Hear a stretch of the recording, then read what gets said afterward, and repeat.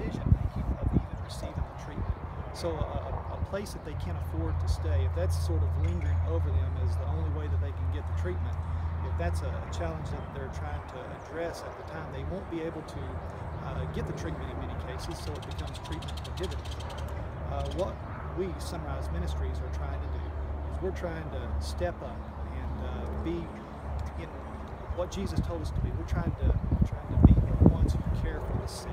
We have seen that there's a lot of ministries that care for the hungry and the thirsty, and they clothe the naked, they take the stranger in and visit those in prison, but we've seen that the caring for the sick is really missing in a large scale, on a broad scale in the church. And so the Lord was dealing with my heart on this, and as I was reading, I told him that I would do this. I would step up and try to help the sick. Well, it's new for me because I'm not a trained minister, just a second career minister, and new in the ministry.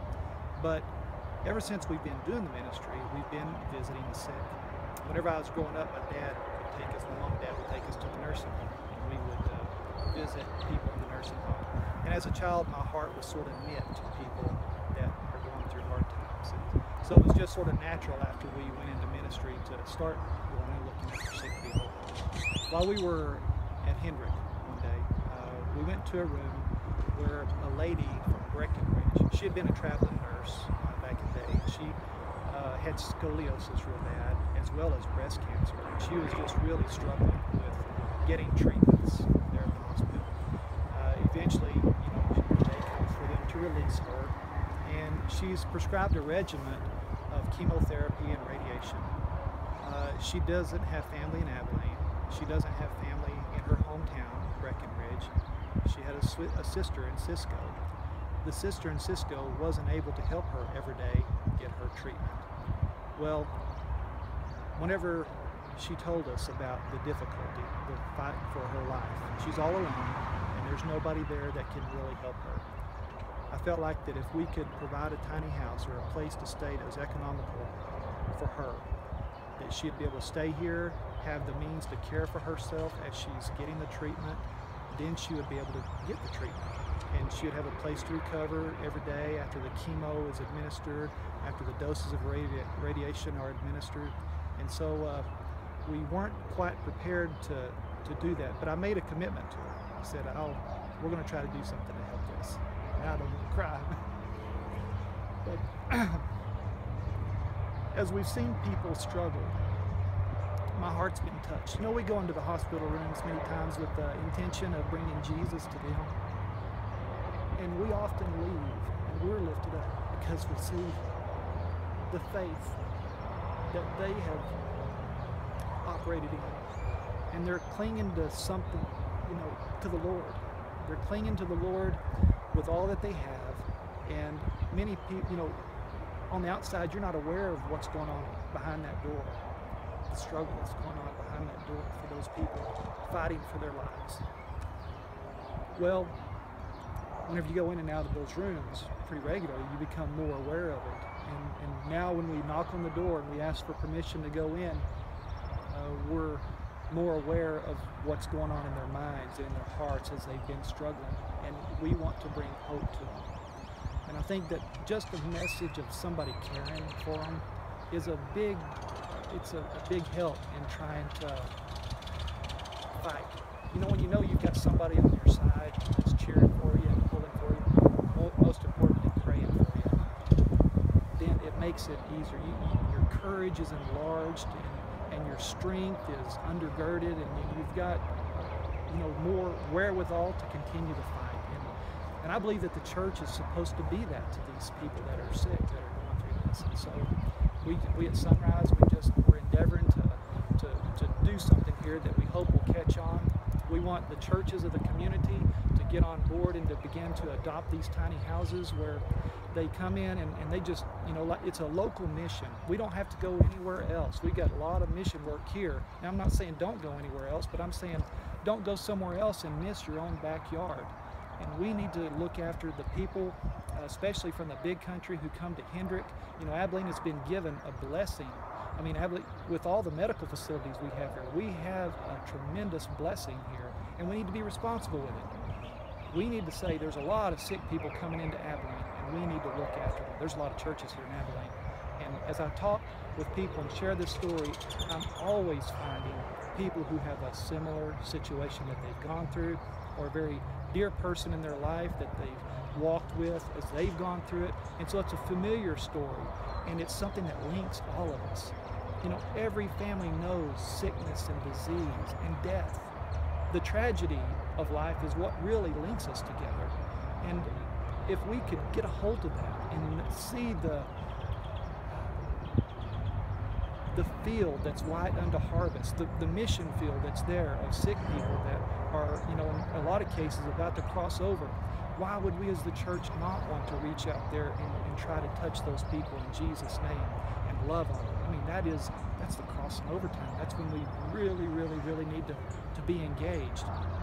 So, is it okay for me to bounce around now? No, it's fine. I can ask you questions. It's up to you. Okay, I'm sorry. No, you're fine. Can you explain the church's role in these, the churches that will adopt the houses? The churches that will adopt the houses are going to be treating each house as a local mission field. The people that go into these houses are going to be, their needs will vary greatly. So it really depends on what is going on with that person. If that person has a disability, well, they might need help, you know, with getting around, transportation. If they have some equipment that they have to keep with them, you know, they might need help transporting that equipment. If they need groceries in an icebox, well, that church would be great in helping with that. And it's really whatever, you know, is really needed. And I want to emphasize what's needed, because the church is to really be looking after needs of people. And so as these people come into the house and they need something, the community or the church that's adopting them is going to get to know them. And through the process of relationship, they're going to know about their spiritual needs as well as their basic physical needs, their medical needs. And, you know, they might need their grass cut back home. And so they pick up the phone and call someone in that community and say, hey, can you take care of this problem? Or maybe they go do it themselves. It just depends on how the Lord leads them and what's upon their heart. And so I think that as the churches begin to engage with the people that are sick, you know, in these houses, that they're going to get to do something on an individual level that they maybe have never done before, like lead someone to Jesus. It's that relationship thing. And whenever people are sick, you know, their heart's searching. They're wondering about the things of life. What am I really doing with my life? What have I done with my life? And where am I going? Where am I going to spend eternity?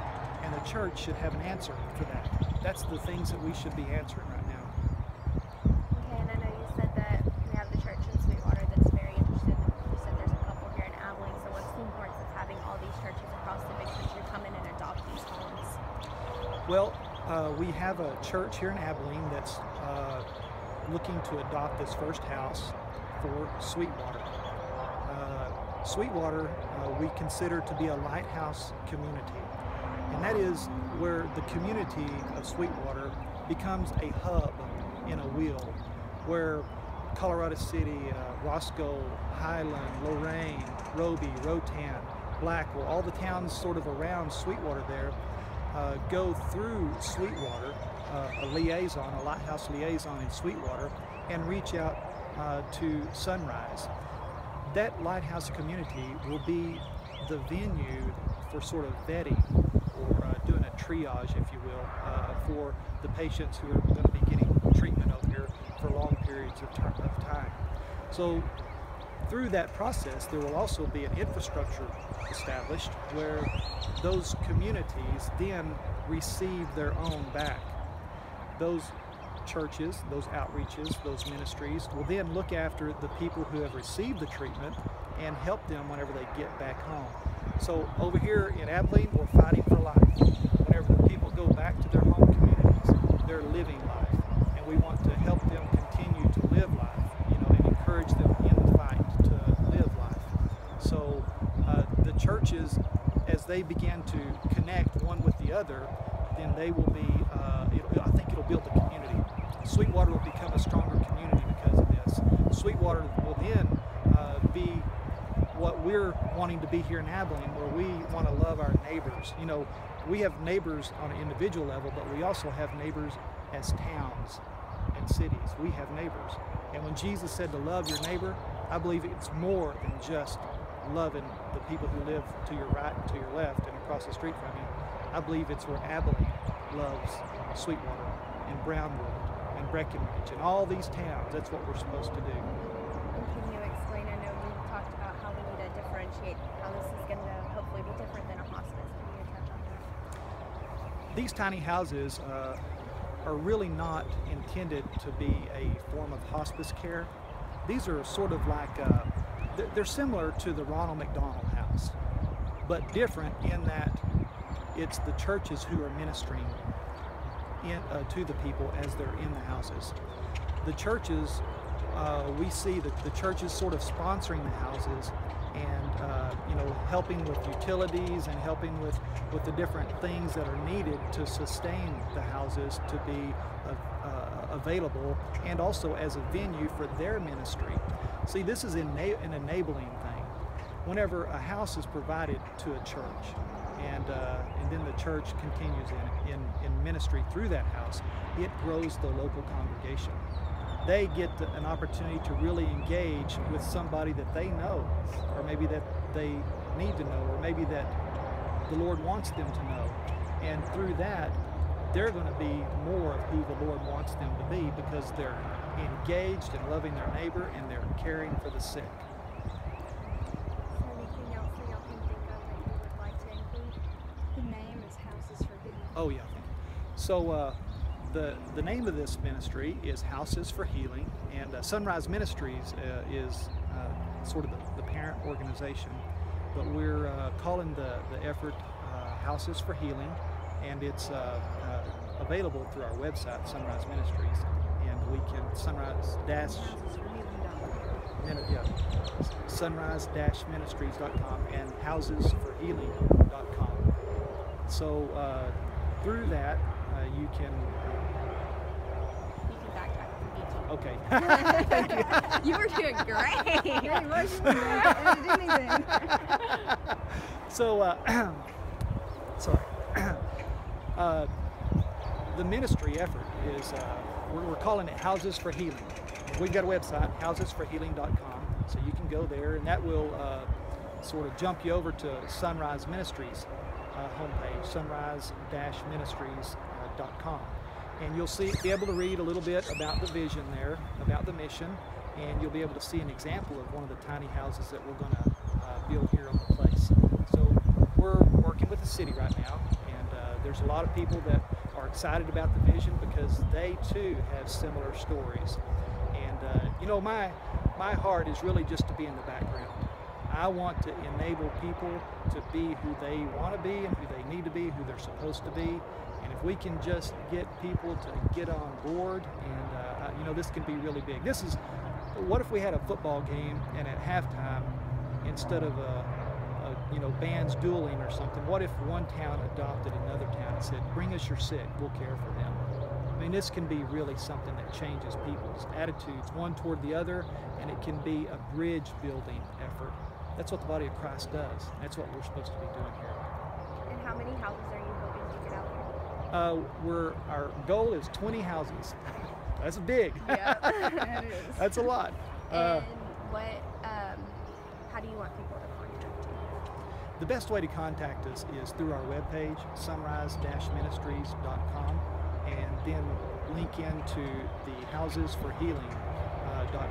You can go either way. Can you ask me that question again? Because I need to say really through Houses for Healing, don't Yeah, I? we got to get that website done. Okay. Go ahead. Yeah, I'm sorry. Oh, no, you're fine. It's okay. You're doing better than any other person I've ever interviewed. Oh, wow. You are good. As a preacher. I know, he has to be good, right? So the best way to contact us is through housesforhealing.com, and there you'll find a link, a donate button that you can click on if you're so led, and my phone number will be on there. So feel free to reach out to us. We're excited about this, and we want everybody to be a part.